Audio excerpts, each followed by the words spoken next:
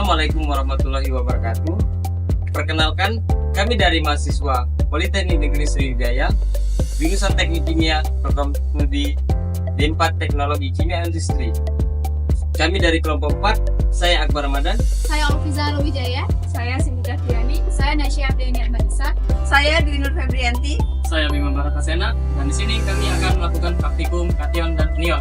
Yuk ikutin kami. Oke, sebelum kita melakukan praktikum, saya akan mempersiapkan alat pelindung diri untuk menjaga keselamatan kita. Yang pertama, yaitu sepatu safety.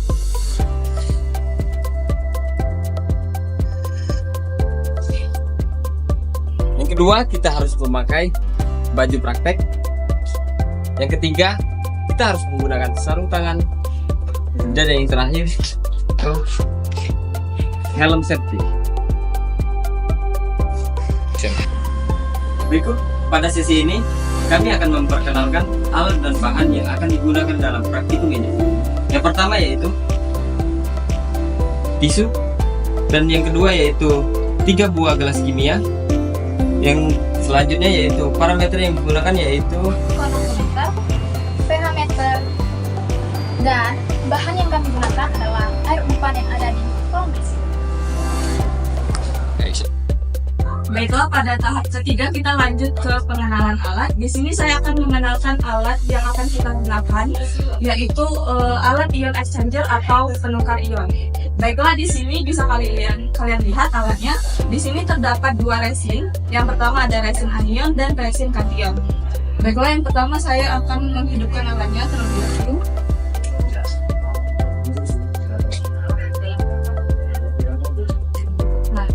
Di sini bisa kalian lihat kontrol panelnya sudah menyala, artinya alatnya sudah hidup. Nah, jadi saya akan menjelaskan bagaimana sih cara alat ini itu bekerja, prinsip kerjanya. Jadi pertama-tama air sampel dari kolom penampung itu akan dialirkan terlebih dahulu ke dalam alat resin ini. Kemudian alat ini akan menukarkan ion-ion pengotor yang ada pada air sampel tersebut.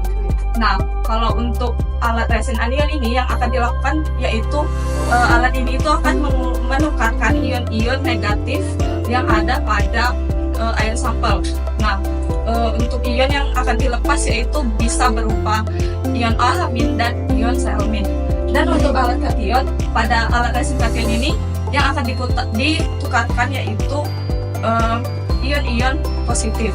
Dan ion-ion positif yang akan dilepas yaitu bisa berupa H+ ataupun Na+. Nah, jadi alat ini tuh akan menukarkan ion-ion pengotor yang ada pada air sampel bisa berupa Na2+ ataupun Mg2+.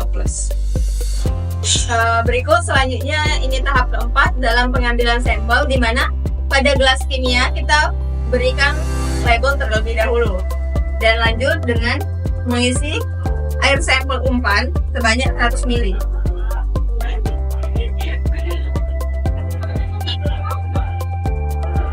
cut action. Selanjutnya pengambilan sampel kedua, di mana ada untuk kation dan ada untuk analisis anion. Yang pertama kita ambil untuk kation terlebih dahulu.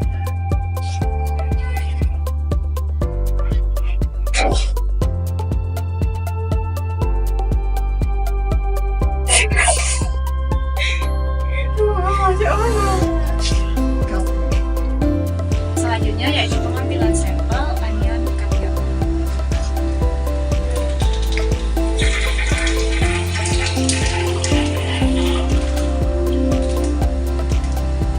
Ini untuk yang kation, dan selanjutnya untuk yang anion.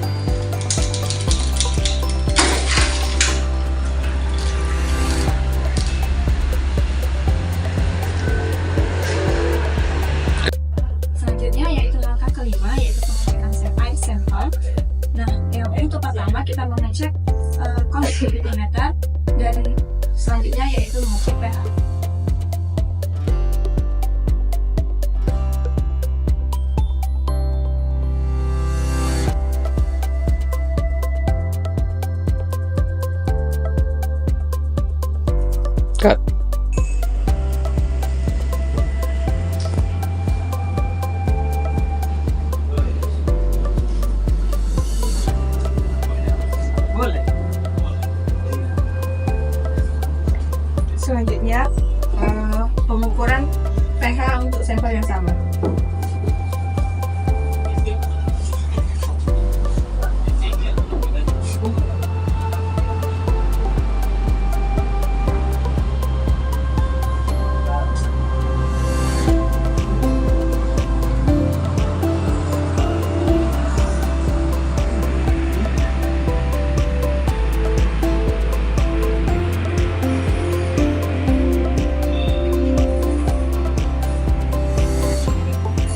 Hal itu pun sama juga untuk sampel kedua dan sampel ketiga, dilakukan pengecekan conductivity meter dan pH meter secara berkala.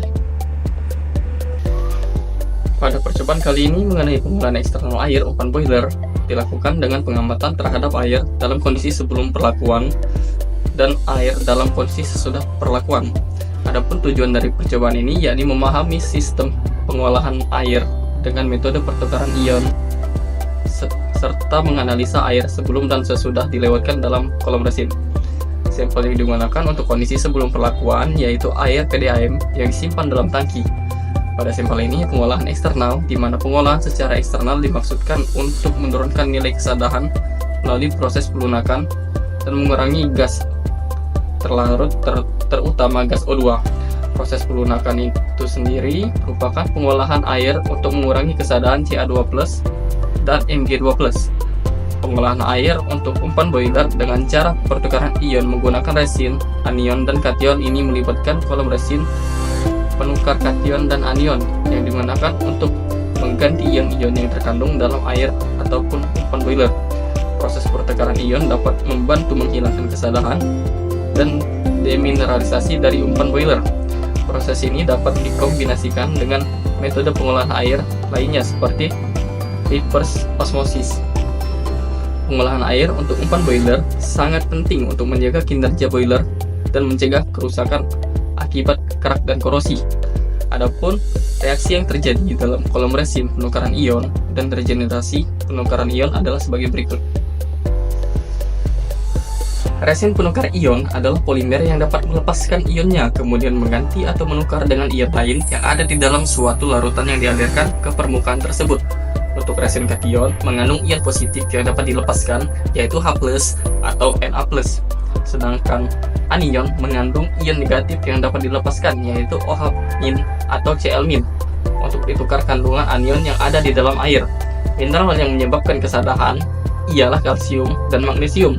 Nah, untuk regenerasi resin sendiri dilakukan pencucian dengan cairan sesuai dengan jenis resin.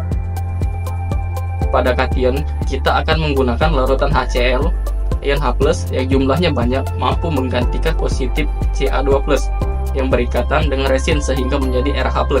Sedangkan pada regenerasi anion digunakan larutan NaOH. Konsentrasi OH- yang tinggi mampu menggantikan Cl- yang diberikan dengan resin menjadi ROH-. Sekian dari saya, terima kasih. Baik, dari percobaan kation dan anion yang telah dilakukan dapat ditarik beberapa kesimpulan, yaitu yang pertama, pengolahan secara eksternal dilakukan untuk menurunkan nilai kesadahan melalui proses pelunakan. Yang kedua, mengurangi konsentrasi gas-gas larut terutama gas O2 atau oksigen. Yang ketiga, parameter yang digunakan pada pengolahan air untuk umpan boiler meliputi pH, konduktivitas, dan kesadahan. Itulah tadi serangkaian kegiatan praktikum yang kami lakukan. Terima kasih sudah menonton. Kami akhiri. Wassalamualaikum warahmatullahi wabarakatuh. Dadah! Dadah!